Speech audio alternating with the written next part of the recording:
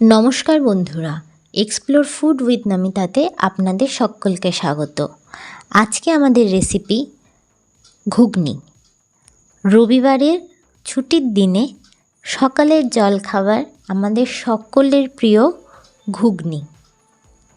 ঘুগনি বানানোর জন্য আমি আগের দিন রাতেই 2 কাপ ঘুগনির যে মটর সেটা আমি জলে ভিজিয়ে নিয়েছি। এরপরে প্রেসার কুকারে সিটি দিয়ে নিয়েছি। সেদ্ধ যতটা করব যাতে কিনা গলে না যায় এবং শক্তও না থাকে, গোটা গোটা থাকবে কিন্তু যেন সেদ্ধ হয়। আমি এখানে একটা আলু, 2টো কাঁচা লঙ্কা, একটা টমেটো, 2টো মিডিয়াম সাইজের পেঁয়াজ ও আদা রসুন থেতো করে নিয়েছি। এরপরে কড়াইতে তেল গরম করে তাতে গোটা জিরে, শুকনো লঙ্কা ও একটি তেজপাতা আমি ফোড়নে দিয়ে দিয়েছি।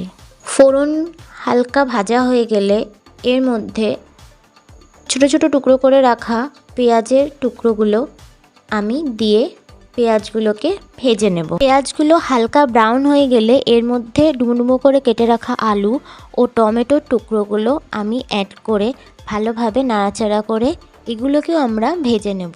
আমি 4-5টা রসুন ও 2 ইঞ্চি মতো আদা থেতো করে রেখেছিলাম, সেগুলো আমি এবারে দিয়ে দেব। এরপরে ভালোভাবে আলুটাকে ভাজতে হবে এবং টমেটোটা সিদ্ধ করার জন্য অপেক্ষা করতে হবে।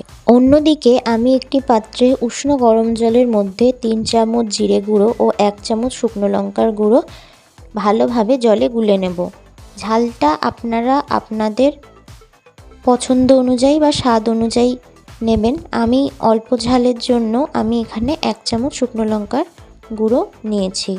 এরপরে আমি মশলা ভালোভাবে কষিয়ে নেব।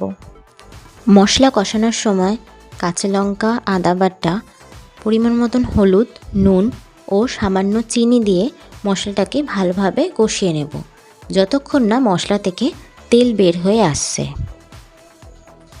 মশলা ভালোভাবে কষানো হয়ে গেলে মশলা থেকে তেল বের হয়ে আসার পর সেদ্ধ করে রাখা মটরগুলো জল সহ আমি ঢেলে দেব।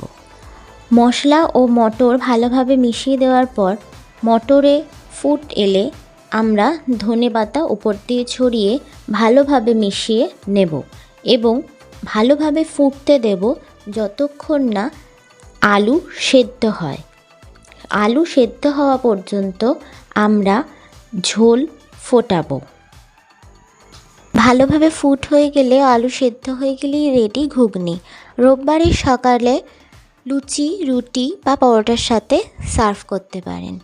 খুব সহজ সরল এবং বাঙালিদের খুব পছন্দের ঘুগনি রেডি। Thanks for watching.